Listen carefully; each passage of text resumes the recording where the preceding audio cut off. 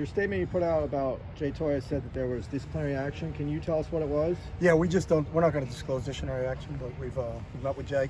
There's an educational component to it along with that, and so I think Jay's doing a good job. We'll handle that internally. Will he be able to play in the game? We'll handle that internally. You guys had a bye week. What did you get out of it? What were the takeaways? Really good energy. It was funny when you talk to our players like Dorian and guys like that. They wish we were playing last week. You know, they love playing football. Pretty good lift and film session on Monday, and then we had 2 really good training sessions on Wednesday and Friday. Got a little bit ahead, which we normally do in a bye week. You know, a little bit ahead in terms of install. Still had to wait for the last game of Colorado versus Oregon State to finalize the plan. And we did that yesterday. Then we're ready to get back out and have a typical Monday, getting ready for Colorado coming in here. So it was a good week with our guys. They were really excited about practicing last week. They did a really nice job with it. So you know, we got a stretch here coming up, 3 in a row, and starts with Colorado. So that's where our focus is on. What is Colorado doing better? They obviously seem to be trending in a good direction. What are they doing better now? I think offensively, the quarterback has started to play really well for him. He's a very athletic kid that can run around. They're running the ball right now. They got an explosive receiver in Rice that they've taken advantage of some play action passes and had some big plays. Defensively, you know, obviously Oregon State's a good football team, but they battled with them and stayed in it with them, and then found a way, you know, obviously in a tough situation to come out on top. You know, anytime you play a double overtime game, says a lot about your team. But it's been an interesting year for them. You know, you look at some of their games. They played Texas A&M, was I think they're 11th in the country. You know, they played them to a 10-7 ball game, you know, earlier in the season. So it's a good team that had come up on the short end a couple times earlier in the year, but they're starting to kind of figure it out. And you know, it's like any game in this league. You know, I think anybody can beat anybody in this league, and you got to be prepared as everybody is. But like anything, I think all these games will come down to the turnover battle. That's what it came down to on Saturday in the Oregon State game. You know, how well can you do with that? That's such a telling stat, especially in this league. So. What do you think of Jared Brossard, given kind of the day that Travis Dye and Tavion Thomas had against you guys, and now the way that Jared Brossard's playing now? That's what happened there. Has got nothing to do with this, but he is a really talented back. And obviously it starts with him and the quarterback. You know, I think you just can't focus on the running back because the quarterback can hurt you, especially in some of the design zone read game where he can take it and keep it. So you gotta really be disciplined in terms of how you're attacking it.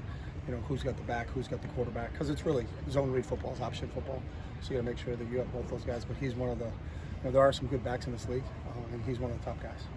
What they did defensively against Oregon State, a run-heavy offense, does that help you in the scout?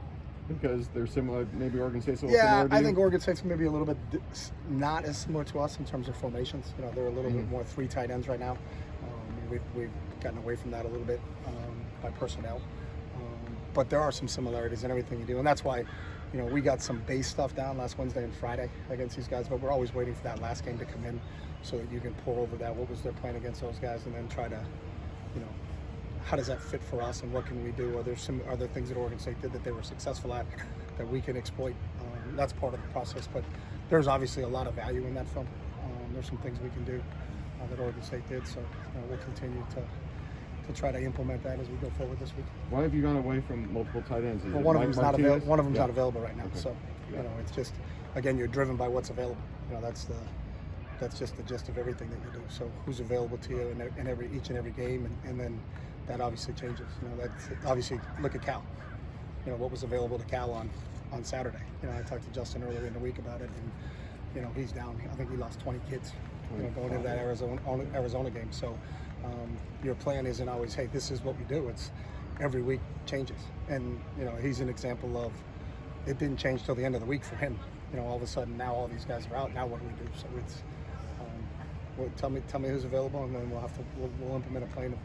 We'll implement a plan based upon what's available to us. So. Does that change your COVID protocol at all when that could hit a team?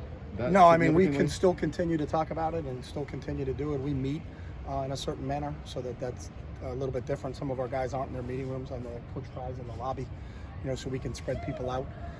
Nobody in a practice situation is within each other, within 15 feet of each other 5 feet of each other for more than 15 minutes. You know, our periods are in and out. We get out of it. We try to space everything out in terms of how we do things, but you know, it's still out there. And then obviously that's That's probably the biggest one that's happened so far in college football, but it's still something that you have to be conscious and be aware of. And, if you have somebody that is an unvaccinated player, they have to wear masks when they're in the building. There's certain protocols that we go through with all those guys. So, you guys still do testing once or twice a week? Once a week. Ethan Fernandez, a guy who's shown a lot of perseverance in his 6 years here. Yeah. He came back, I think, a week after having a hand injury. Mm-hmm. What's he meant? Just that he wanted to come back and be part of special teams and persevere the way he has. Yeah, Ethan's a special young man, and everything. You kind of forget. I think he came in the Josh Rosen class. He's still playing. I think we had talked about it before we were joking. I think it was 15 was his senior year in high school, and we're in 21, and he's still here. He's a 6-year senior. He's a real veteran leader of this team. I think every kid, every guy in this program, coach, player, whatever, has an unbelievable amount of respect for him for what he puts into this game. He's already graduated with an undergrad degree. He'll graduate in December with a graduate degree. He's actually talked about maybe getting into coaching when football's over. But I think whatever he gets into, he's going to be outstanding at. I think the makeup of Ethan is special. And when he decided he was going to come back for a 6th year, I think all of us were excited just to have him around. He's been a great mentor to the younger players in the program, because he's been through so much.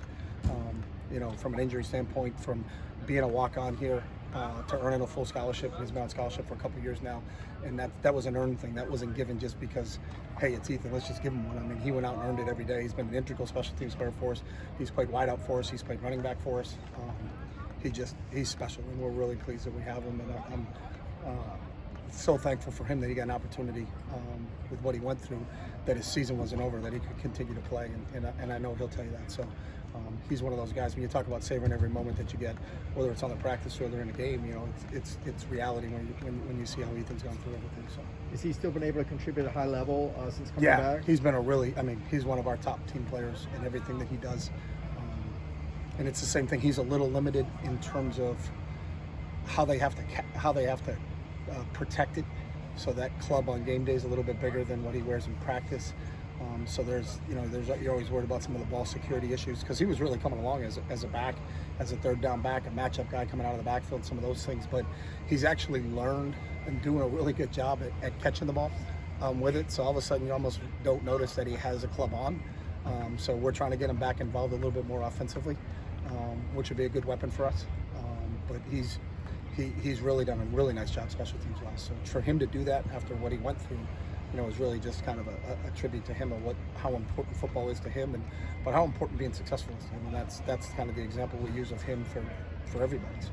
With the week off, how is the health of the team? I think it's good. Obviously, again, and the Cal thing, and I know you guys get mad sometimes when you're like, who's available now? I don't know. Justin called me on Thursday and was asking me some questions, and the next thing you know, there's 23, or did you say 25? 25 guys out. 5 coaches. But they all practice during the week too, so when that hits, and that's the reality of what we do. We had a kid that didn't play in the Utah game that practiced all week long and wasn't available for the Utah game, so it's what you deal with. So we were relatively good last week in terms of what we had. We'll go through today after we had a positive report from our trainer going into our meeting this morning, going and getting ready for training sessions today. But we'll see how that goes. Because again, we could have this entire group practice till Thursday, and then all of a sudden you're going to lose a guy or two. So it's a reality. But to answer your question, we're pretty good right now going into 3 games to go. So I think it's great. all right, thanks guys.